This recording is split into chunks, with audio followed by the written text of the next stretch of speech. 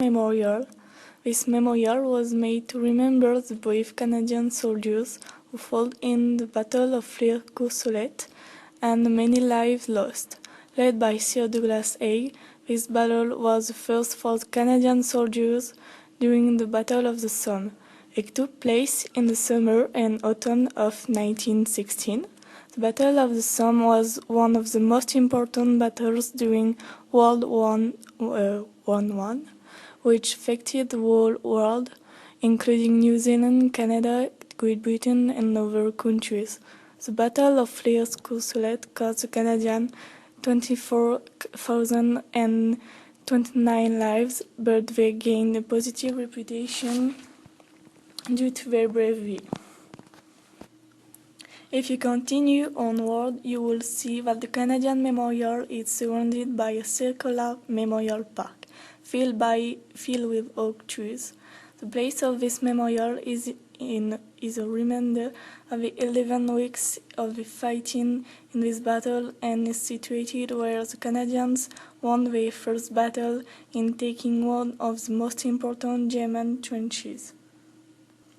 Written on this granite memorial is, "The Canadian Corps bore a valiant part in forcing back the Germans on these slopes during the battles of the Somme, September 3rd to November 18th, 1916.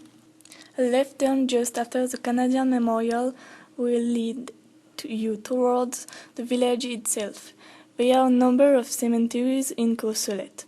After its capture, Courcelette remained near the front line until the Germans withdrew to the Hindenburg Line early in 1917, but it was taken again in their spring offensive on the 25th of March of 1918.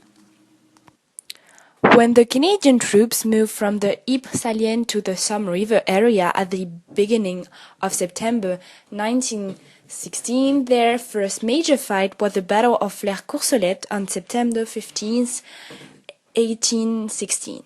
The main goal of this battle was to make a hole in the German line. In the offensive that began very early, the Canadians attacked on a 2 kilometers front near the town of Courcelette. By the end of the battle on September 22nd, the objective of a breakthrough had not been achieved. Then the 4th Canadian Division was sent to help the Canadian Corps in mid-October 1916. The weather was getting worse and these men were getting tired of the terrible condition in the cold.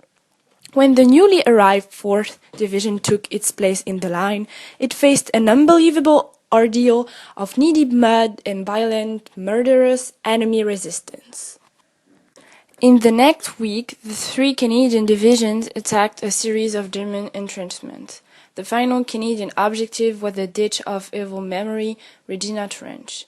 It repeatedly defied capture, and when the first 3 divisions were relieved in the middle of October, Regina Trench was closer but still not taken.